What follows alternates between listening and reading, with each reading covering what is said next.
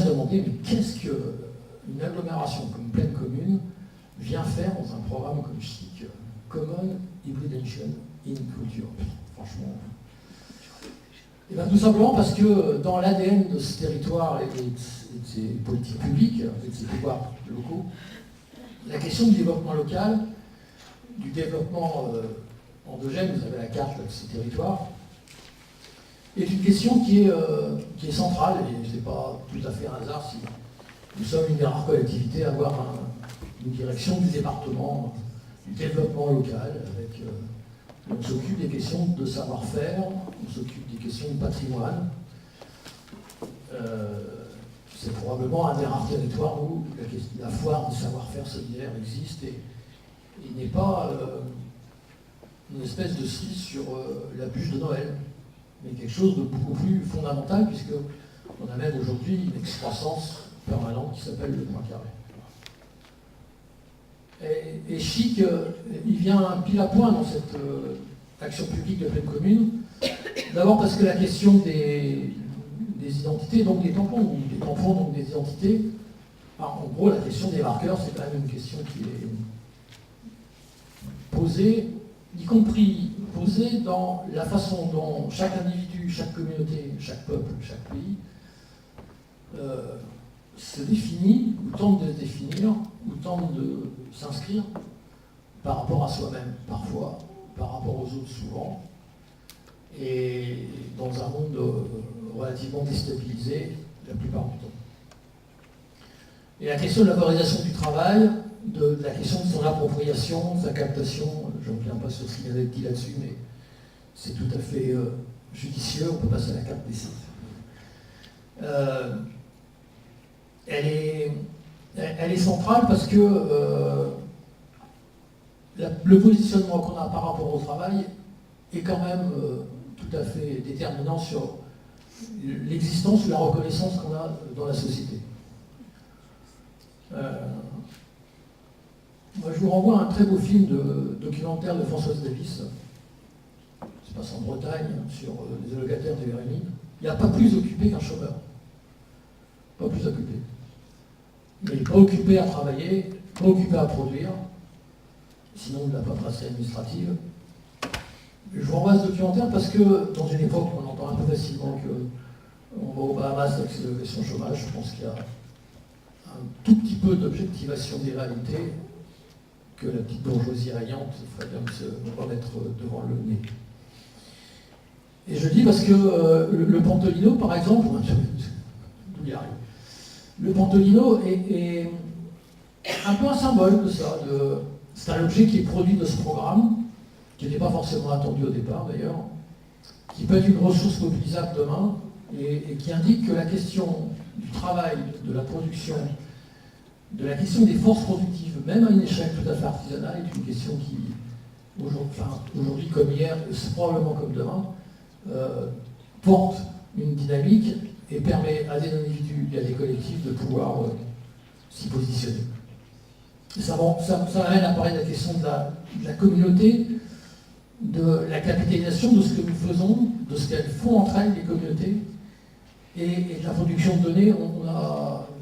Je vais éviter de redire ce qui a été dit à l'instant, mais si Plaine Commune travaille sur la question des data et d'une maîtrise publique des data, y compris dans le cadre d'un autre projet qui est le RSU, Rives de Seine urbaines, donc avec des gros porteurs du CAC 40, c'est un enjeu majeur. Le dernier jury là-dessus a été l'occasion d'une partie de bras de fer un peu sévère, sérieuse, mais parce que la question elle est sévère, parce que la question elle est sérieuse et que si nous avons engagé avec l'IRI un travail commun, un partenariat pour une dizaine d'années, c'est parce qu'aujourd'hui, toute la limite entre ce que sont les productions, ce qu'est le travail, ce que sont les travails, y compris les travails d'autoproduction, et en quoi ces travaux et ces travails d'autoproduction sont à la fois subséquents, sont la massimisation d'un travail noble ou de la subsidiarité, mais comment ils peuvent être aussi de la ressource propre, et à partir de cette ressource propre, être par eux-mêmes capables d'être une ressource qui irrigue, qui initie une démarche, et c'est pour ça que le Pentolino est un bon exemple de ce point de vue, à mon sens. Donc je ne reviens pas sur la question, mais elle est quand même importante de l'open source. Comment cette open source peut protéger pas seulement les institutions d'ailleurs, y compris les peuples, d'une captation, mais ça nous renvoie quand même à toute la question de comment on rémunère tout ça, à commencer par la rémunération du travail lui-même. Saint-Denis est pleine commune, c'est une ville-monde. On peut passer à la diapo sur les richesses. Une ville-monde, et on peut ne pas épiloguer trop longtemps là-dessus, simplement dire que 440 000 habitants, 140 nationalités présentes ou représentées, d'origine. Joël Star ce matin parlait du cosmopolitisme de Saint-Denis sur France Inter, 6h50. Je ne suis pas sûr de partager la totalité de l'appréciation qu'il porte sur l'évolution du monde et de cette ville, mais il y a des choses en tout cas qu'il nous faut, je crois, entendre. Mais il n'y a pas de Saint-Denis, il n'y a pas de pleine commune sans ce cosmopolitisme, sans cette ville-monde, parce que c'est ce qui nous a fait depuis l'Antiquité, depuis très longtemps. La foire du Landy fête cette année ses 1000 ans, le Baltard fête son siècle. Donc nous ne sommes pas dans des aléas secondaires de l'histoire, mais dans quelque chose qui est très subséquent à notre propre identité, et à notre propre identité collective et individuelle. Parce que la question qui nous est posée quand même, c'est de savoir qu'est-ce que nous disons aujourd'hui des cuisines de rue, qu'est-ce que nous disons aujourd'hui, et nous y travaillons, de la mécanique sauvage. Mais la question que nous avons à nous poser aussi, c'est quand Mohamed arrive du sud saharien, je l'ai dit une fois en ouvrant un colloque européen, je recommence, c'est comment on fait en sorte que la basilique de Saint-Denis, le Stade de France, soit aussi son patrimoine à lui, pas par capillarité, mais par appropriation, et une vraie appropriation. Voilà. Et ça m'amène évidemment à nous dire deux mots sur les communs, parce que c'est quand même bien de ça qu'il s'agit. Autour de deux points, d'abord parce que, ou bien nous résolvons à accompagner ou à nous faire trimballer par une société qui est une espèce de juxtaposition, rapport de force et de communautarisme plus ou moins débridé, ou bien nous essayons de construire, d'élaborer le tissage des communs par lesquels nous pouvons faire, j'allais dire sens commun, mais je ne voudrais pas être provocateur, mais en tout cas vivre ensemble et société commune. Moi, je fais partie de ceux qui pensent qu'il y a aujourd'hui à réinventer ce qu'est la société, ce qui fait société, le rapport, le tissage des individus dans leur groupe, au pluriel. Les communautés sur Internet ne sont pas seulement des communautés virtuelles. La preuve, c'est que des mômes sont capables de se battre parce que leur communauté virtuelle ont décidé qu'ils se battraient à la sortie du collège ou du lycée. C'est juste à côté.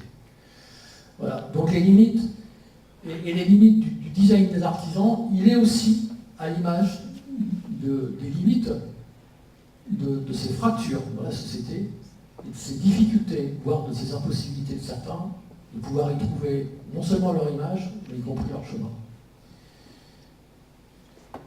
Il y a probablement, Véronique le disait d'entrée, une grave crise de la démocratie en Europe et de la démocratie représentative en général.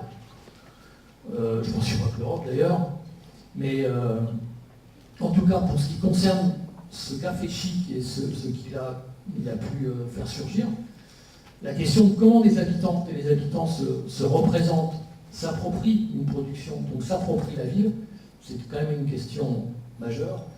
Et c'est bien pour ça que j'espère que nous pourrons, après, on peut prendre la dernière diapo, on peut espérer, en tout cas nous espérons ensuite qu'on pourra continuer ce projet parce qu'il le mérite.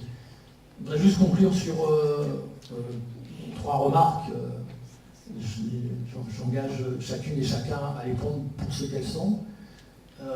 C'est vrai que la Méditerranée est le plus grand cimetière vivant du monde et la frontière la plus dangereuse. Je remarque quand même simplement que tous ceux qui s'expatrient de France sur les États-Unis, l'Australie et d'autres, en règle générale, ne sombre pas dans le triangle des Bermudes. Il y a probablement là quelque chose de déséquilibré dans ce monde. Je remarque aussi que, à l'heure, il y a quelque chose quand même d'un peu étrange, qu'à l'heure où se développe le travail informel, parce que la pauvreté oblige au travail informel, c'est la même heure à laquelle on décide quand même que les chômeurs et les étrangers doivent être triés, vérifiés, contrôlés, marqués d'une certaine façon. Et puis je terminerai sur le marquage. Je n'ai ni une vision optimiste ni négative de l'avenir. Si Plaine Commune s'engage sur un certain nombre de sujets et de chantiers de politique publique qui sont pas forcément les plus simples, autour des patrimoines, autour des fabriques culturelles, y compris notre participation à des sociétés coopératives d'intérêt collectif, je pense au CISB, au Point Carré, au Phare, et à d'autres. Et là, on est aux confluences, c'est pas tout à fait un hasard, de l'économie sociale et solidaire, de la construction d'un autre mode de faire, de produire, de se répartir la richesse, et de faire ce territoire. C'est probablement qu'on a sans doute beaucoup de confiance dans les gens de ce territoire et qu'on a un peu confiance en l'avenir.